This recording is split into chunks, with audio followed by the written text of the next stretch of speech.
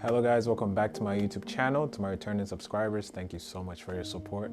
I really appreciate it. I don't take it for granted. To my new subscribers, my name is Sam G. I'm your lifestyle and personal finance guy. I hope you guys are starting the new year off strong.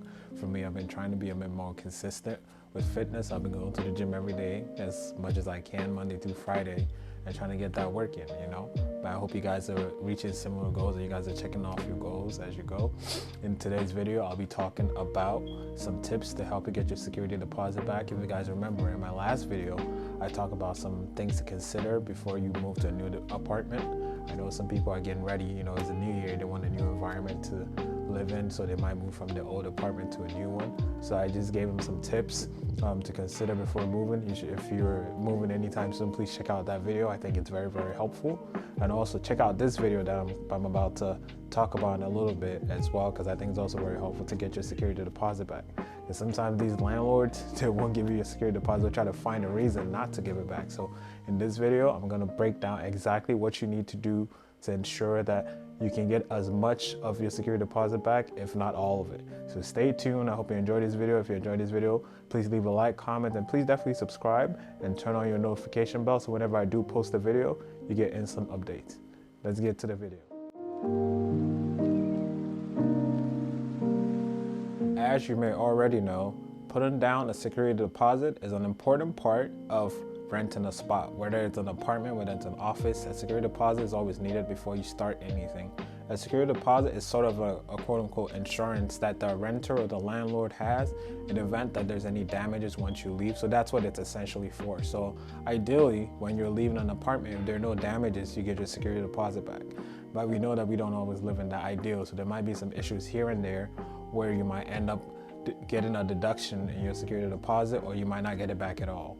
So here are some tips to help you really just get most of your security deposit back, if not all of it. The first important step, guys, the very first important step is for you to actually sit down and read your lease. I know there's this running joke in our society, a lot of people don't read the terms and conditions. This is one of those times that you actually want to sit down and actually read it.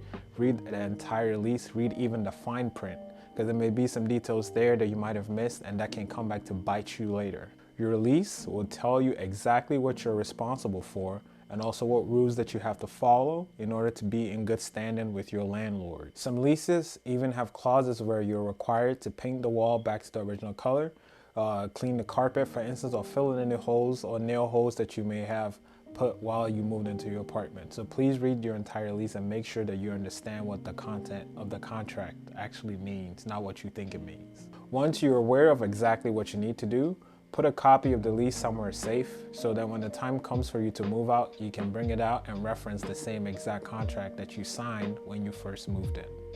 The next important tip is to reference your move-in condition form.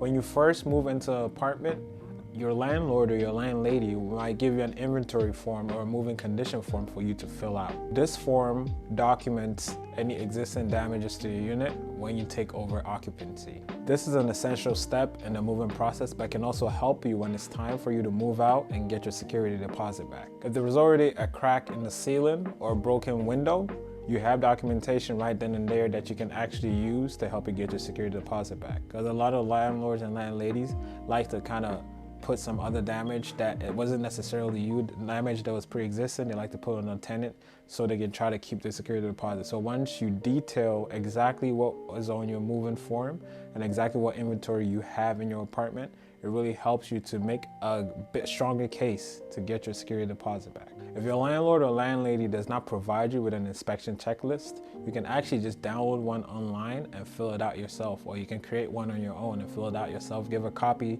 to the landlord and keep one for yourself. The next important step that a lot of people miss is to actually request a move-out walkthrough from your landlord.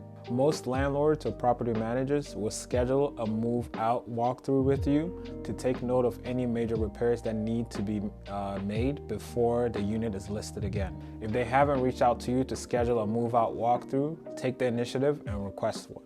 Ideally, this should be done a week or two before your actual move-out date. This helps you get a better idea of what exactly you need to repair, what you need to clean, what you don't have to account for because it was on your move-in form, and a bunch of other things that just give you clarity and just make your move out a little manageable than earlier. Once you and your landlord are on the same page, you have a better picture of what to expect in terms of the amount of money you can expect in your security deposit refund letter.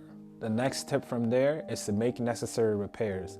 Once you have identified major repairs, or even if it's minor repairs that need to be made, it's time to get to work. Patch any holes that are left by hanging photos and repair any broken blinds in the course of your time there. And if you change the paint color of your unit, this is the time for you to paint it back to the original color. My next point is to get cleaning. One of the most important things you can do to help you get your security deposit back is to fully clean out the entire unit. Remember, no one wants to move into an apartment that looks like it's been lived in. If you really want your security deposit back, it's time to give your apartment a good cleaning before you leave.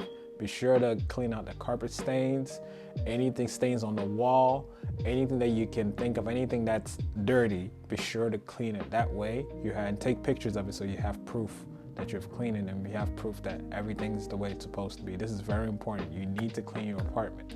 A lot of people focus so much on moving out, they don't actually clean it. And then not only do they not get their security deposit back, now they have to pay extra fees for with moving companies, for instance, trying to get around stuff. And all of that is time spent trying to move out stuff that you could easily save on in the long run. So be sure to pay it forward, do your due diligence in cleaning, and that's gonna help you in the long term.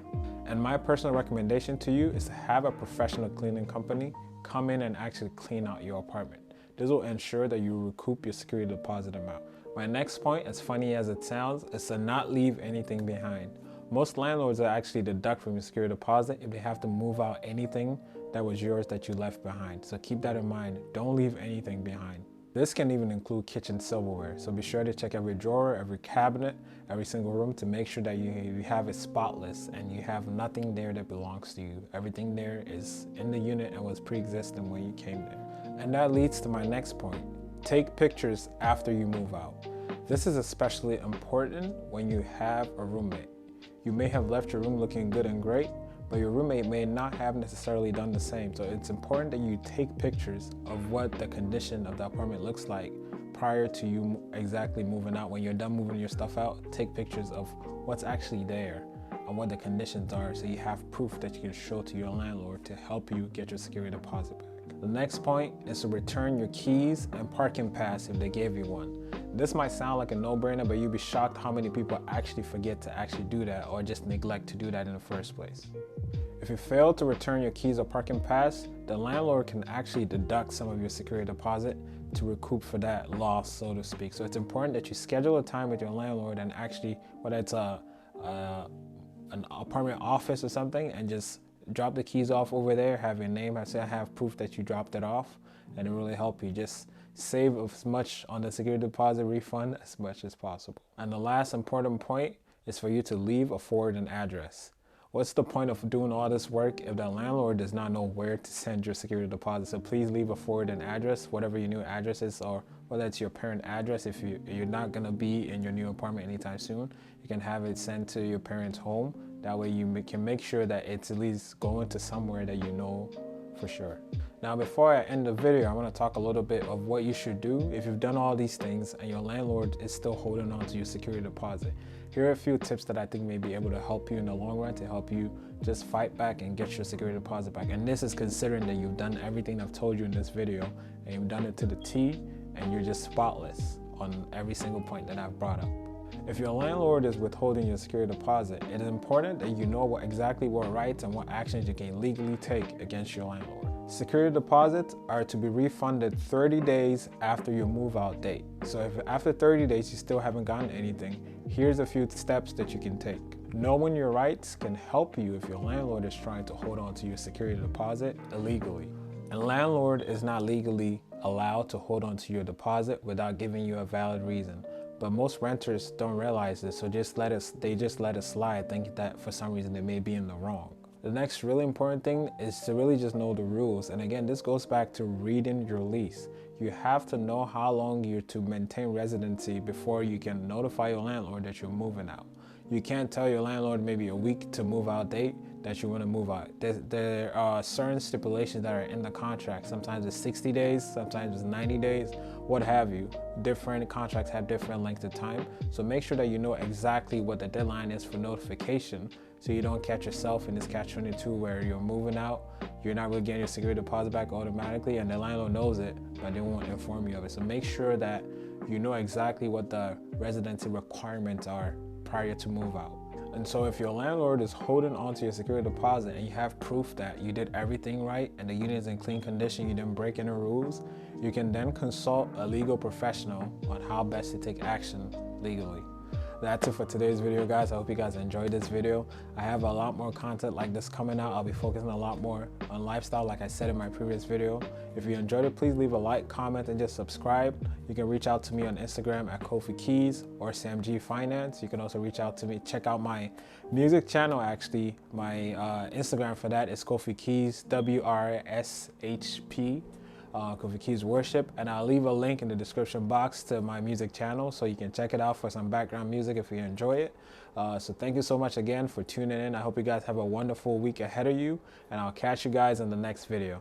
Bye for now.